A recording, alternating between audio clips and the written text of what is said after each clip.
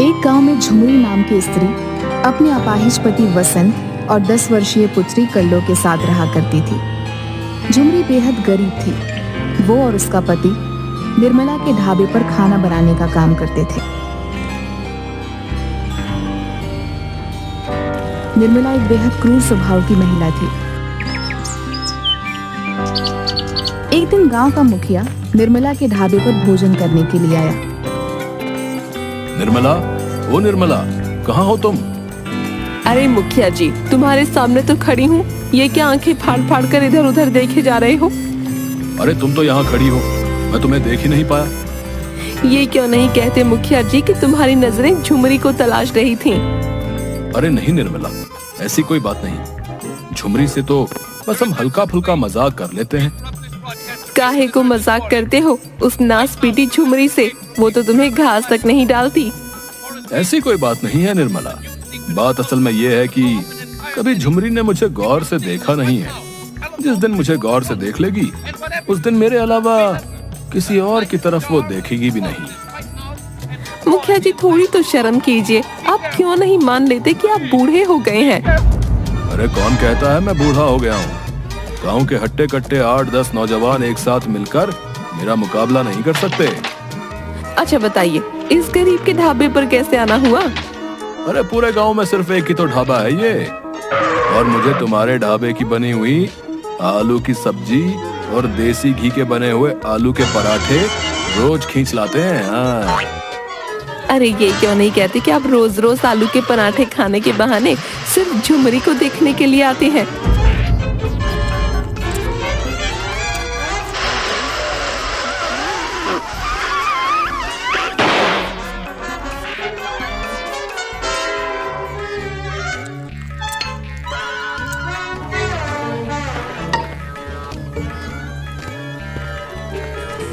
निर्मला जी, ये मुखिया ढाबे पर भोजन करने नहीं, सिर्फ मेरी पत्नी को गंदी नजरों से देखने के लिए आता है।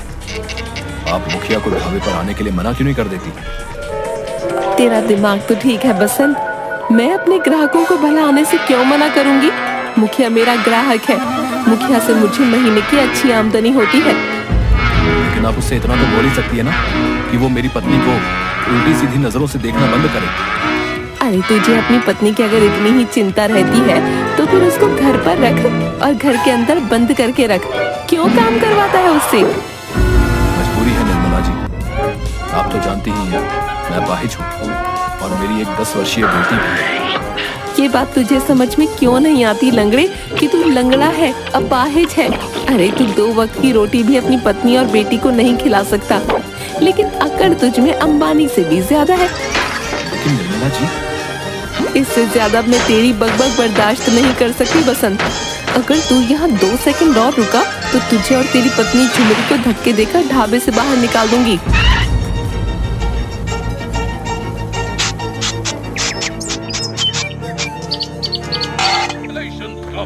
You've done a fine job. I haven't seen a mouse on board the entire trip. Sampat और कपटा, तुम्हारी गंदी हरकतें दिन ब दिन बढ़ती जा रही हैं। अबे तो तू क्या कर लेगा बे लंगड़े हैं बे? वैसे भी तुझसे कुछ होता तो है नहीं, हम तो तेरी मदद करना चाह रहे हैं। संपत भैया सही बोल रहे हैं बसंत। मुखिया जी इस गांव में सबसे अमीर व्यक्ति है, धन की कोई कमी नहीं है उनके पास। मैं कहता हूँ मुखिया जी की बात मान ले, वो तेरी पत्नी झुमरी को रानी बनाकर रखेंगे। रानी, तुम दोनों की हिम्मत कैसे हुई मेरे सामने इतनी घटिया बात करने की? लो भाई कर लो बात है। बोल तो ऐसे रहा है जैसे कि गांव का नया थानेदार यही है। अबे लंगड़ा है तो सिर्फ एक लंगड़ा है, समझा? इस बात को स्वीकार क्यों नहीं कर लेता बे? संपत भैया सही बोल रहे बसंत। लोग धरती पर बोझ होते हैं, बोझ, पर तू तो अपनी पत्नी के ऊपर बोझ है। और मैं तो तुझे एक सलाह देता हूँ बसंत, और इससे सबका भला हो जाएगा, समझा? तेरी पत्नी का भी और तेरी बेटी कल्लो का भी। अभी जाकर किसी ट्रेन की पटरी के नीचे आ जा तू। संपत भैया सही बोल रहा है बसंत। जब तू नहीं रहेगा तो झुमरी को मुखिया की बात माननी पड़ेगी। झुमरी जब मुखिया की बात मान लेगी तो मुखिया हमें माला माल कर देगा। देख, तेरे मरने से कितने लोगों को फायदा होगा, लेकिन तू है कि मरता ही नहीं। और देख झुमरी, किसी को पता भी नहीं लगेगा। और आजकल तो मॉडर्न जमाना है, ज्यादातर शादीशुदा औरतों के ही दूसरे मर्दों के साथ चक्कर चलते हैं। तुम दोनों को शर्म नहीं आती इतनी घटिया बातें करते हुए, और वो भी मेरे पति के सामने। मुखिया से जाकर साफ साफ कह दो, झुमरी गरीब जरूर है लेकिन बिकाऊ नहीं है।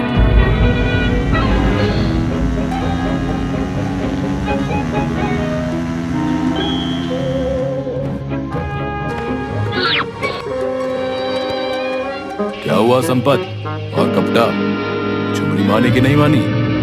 हमने उसे समझाने का बहुत प्रयास किया मुखिया जी, लेकिन वो नहीं मानी। संपत भैया सही बोल रहे मुखिया जी, हमने झुमरी को बहुत समझाने का प्रयास किया। मेरे ख्याल से जब तक उसका पति बसंत जिंदा है, मुझे नहीं लगता कि आपका काम हो पाएगा। इस लंगड़े को भी पता नहीं मुझसे क्या दुश्मनी है। अरे मैं उसकी पत्नी से सिर्फ 2-4 प्यार की बातें ही तो करना चाहता हूँ, और उसके बदले उसे ढेर सारे रुपए भी देने को तैयार हूँ, लेकिन उसका लंगड़ा पति मेरी बात मानता ही नहीं। अरे आप तो बहुत धनवान हो मुखिया जी, अगर आप कहो तो मैं बसंत को रास्ते से हटवा देता हूँ। संपत भैया सही बोल रहे हैं, वैसे भी लंगड़ा किसी काम का तो है नहीं। चलती हुई बस के सामने फेंक देंगे, बोल देंगे लंगड़ा रोड पार कर रहा था और बस की टक्कर से उसकी मौत हो गई। तुम दोनों का दिमाग तो ठीक है, तुम दोनों इस उम्र में मुझे हथकड़ियां पहनवाना चाहते हो। अरे तो फिर आप ही बताओ हम क्या करें? अब तो सिर्फ एक ही उपाय है, मुझे पूरी उम्मीद है कि वो उपाय जरूर काम करेगा। चलो मेरे साथ।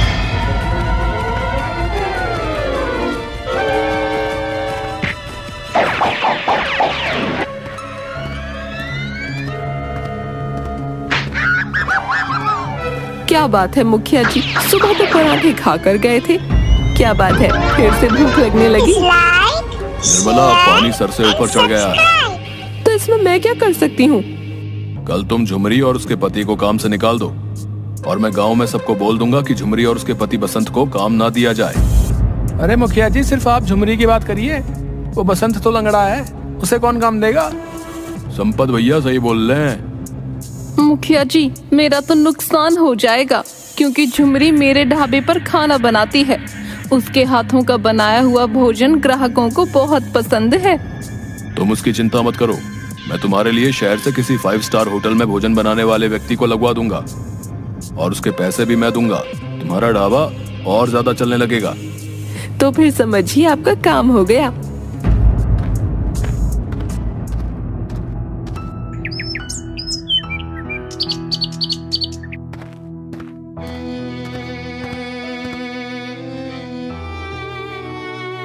तुम दोनों निकल जाओ यहाँ से, मैंने शहर के 5 स्टार होटल से खाना बनाने वाले को बुलवाया है, अब तुम्हारी कोई जरूरत नहीं। ये क्या कह रही हैं आप अच्छी तरह से जानती हैं हम दोनों आपके ढाबे पर काम करते हैं और इससे हमारी रोजी रोटी चलती है। अरे तो क्या मैंने तुम्हारी रोजी रोटी का ठेका ले रखा है? मेरी मर्जी, निकलो यहाँ से। ठीक है, तो फिर हम दोनों की 1 महीने की पगार दे दीजिए, हम चले जाते हैं। तेरा दिमाग तो ठीक है झुमरी, कौन सी पगार मांग रही हो? दिन भर तो तू कोई काम धंधा करती नहीं थी, मुंह उठाए बस नैन मटक्का करती रहती थी। और तेरा लंगड़ा पति, वो तो सिवाय कुर्सी तोड़ने के अलावा दूसरा काम नहीं करता। ये कैसी बातें कर रही हैं आप? आपको मेरे चरित्र पर लांछन लगाते हुए शर्म नहीं आती? बड़ी सती सावित्री बनती फिरती है, मेरा मुंह मत खुलवा। अगर बोलना शुरू करूंगी तो तेरे कानों से धुआं निकलने लगेगा। निर्मला ने बसंत और झुमरी को धक्के देकर बाहर निकाल दिया। वो दोनों बेचारे रोते हुए घर पर गए तो उन दोनों को अपने घर के बाहर उनकी बेटी कल्लो रोती हुई मिली। क्या हुआ बेटी कल्लो, तुम रो क्यों रही हो और बाहर क्या कर रही हो? मकान मालिक ने मुझे मार मार कर घर से निकाल दिया और सामान भी फेंक दिया। लेकिन क्यों?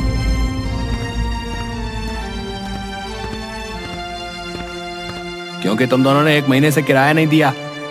अगर आप हमें घर से निकाल देंगे तो हम कहाँ जाएंगे? हमें कुछ दिन की मोहलत और दे दीजिए, हम किराया दे देंगे। तुम दोनों कहीं भी जाकर मरो, मुझे कोई फर्क नहीं पड़ता, और मुझे तुमसे अब कोई किराया विराया नहीं चाहिए, क्योंकि ये मकान मैंने मुखिया को बेच दिया है।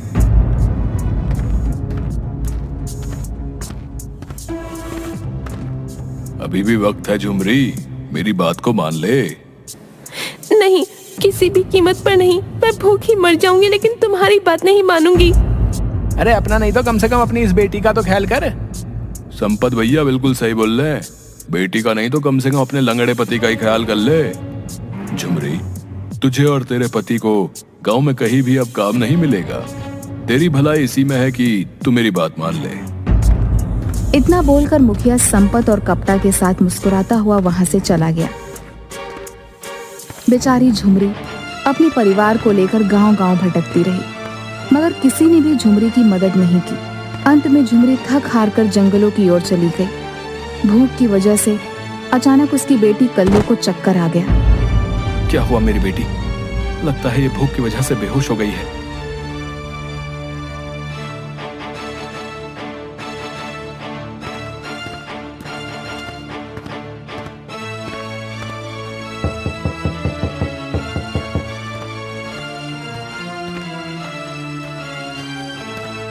क्या बात है, इस जंगल में तुम अकेली क्या कर रही हो? मेरी बेटी वहाँ बेहोश हो गई है, मेरी मदद कीजिए। वह बूढ़ी औरत बेहद दयालु थी। वह उन सबको अपने घर के अंदर ले आई। भूख की वजह से बिटिया को चक्कर आ गए होंगे, चिंता मत करो, कुछ देर बाद इसको होश आ जाएगा। तुम तीनों रात में इस जंगल में क्या कर रहे थे? झुमरी ने रोते हुए सारी घटना उस बूढ़ी औरत को बताई। किसी जवान स्त्री का पति अगर अपाहिज हो तो ये दुनिया उसे चैन से नहीं रहने देती। तुम चिंता मत करो, तुम तीनों आज से मेरे ही साथ रहो। मेरी कोई संतान नहीं है। लेकिन आप जंगल में अकेली क्यों रहती हैं? गांव में क्यों नहीं रहती? क्या आपका परिवार नहीं है? ऐसी बात नहीं है, मेरा पूरा परिवार है, लेकिन वो सब अमेरिका में जाकर शिफ्ट हो गए हैं और मुझे अकेला छोड़ गए। उनके जाने के बाद मुझे ये दुनिया वीरान लगने लगी, इसलिए मैंने जंगलों में ही अपना घर बना लिया। अब तुम सब सो जाओ, सुबह बात करेंगे।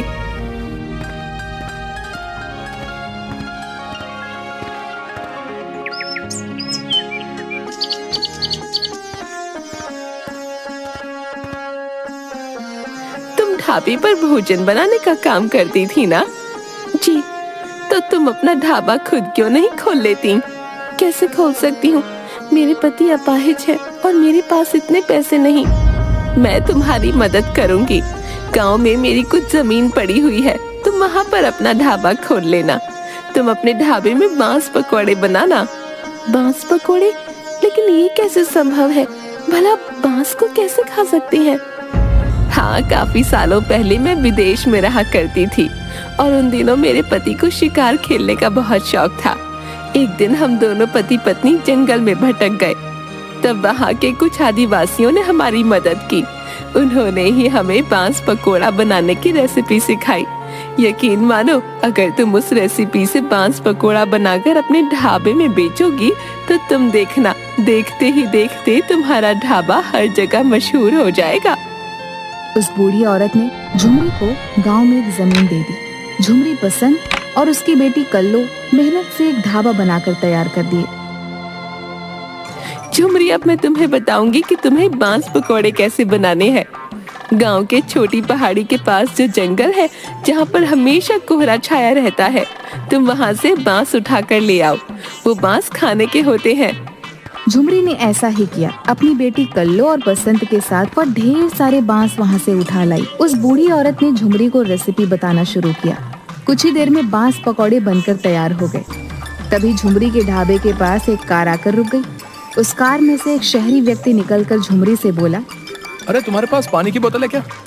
जी भैया, मिल जाएगी। ये कौन सी डिश है? इसमें तो बहुत अच्छी खुशबू आ रही है। भैया जी, बांस पकौड़े हैं। बांस पकौड़े? भला ये कौन सी डिश है? भैया, बहुत अच्छी है, एक बार खाओगे तो खाते रह जाओगे। एक प्लेट लगाओ। झुमरी ने एक प्लेट उस व्यक्ति को लगा दी। उस व्यक्ति को बांस पकौड़े इतने पसंद आए कि उसने ढेर सारे पैक भी करवा लिए। यहाँ तक कि उसने सोशल मीडिया पर भी झुमरी का फोटो बांस पकौड़े की प्लेट के साथ अपलोड कर दिया। कुछ ही दिनों में झुमरी के ढाबे पर शहर के लोगों की भीड़ लगने लगी। झुमरी का फोटो रोज रोज न्यूज़पेपर में छपने लगा।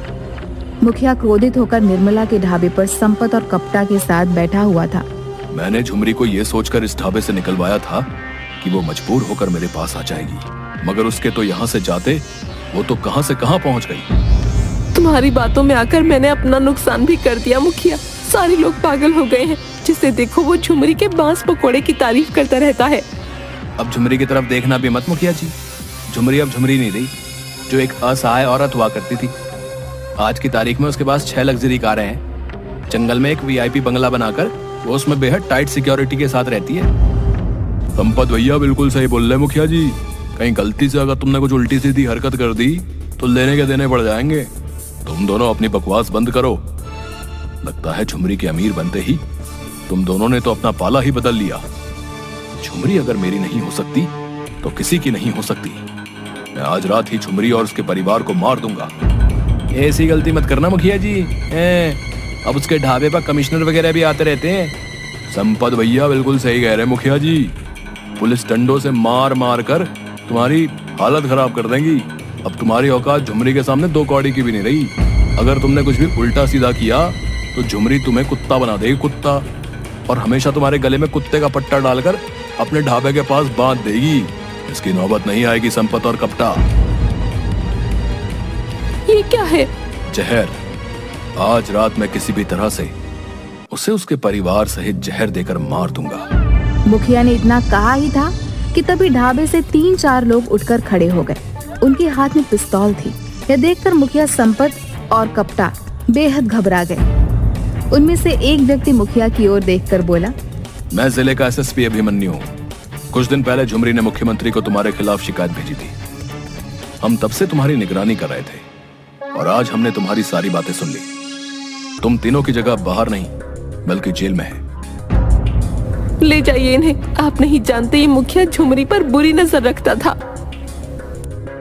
तुम तो औरत के नाम पर कलंक हो निर्मला। तुम्हारी सजा भी जेल ही है। तुम भी इन तीनों के साथ जेल में चक्की पीसोगी। अगर मैं इस टाइम यहाँ पर मौजूद नहीं होता तो आज ये मुखिया अपने मकसद में कामयाब हो जाता। तुम मुझे गिरफ्तार नहीं कर सकते एसएसपी। अभी तक मैंने कोई जुर्म नहीं किया है। मैं तुम्हारी पल पल की खबर रख रहा था मुखिया। तुम्हारे मुंह से निकले हुए शब्द तुम्हारे चेहरे समेत कैमरे में रिकॉर्ड हो गए हैं, जो सबूत के तौर पर अदालत में पेश करने के लिए काफी है। एसएसपी ने मुखिया, संपत, कपटा और निर्मला को गिरफ्तार करके जेल भेज दिया। झुमरी आज भी बांस के पकौड़े का ढाबा चलाती है और उसके बनाए हुए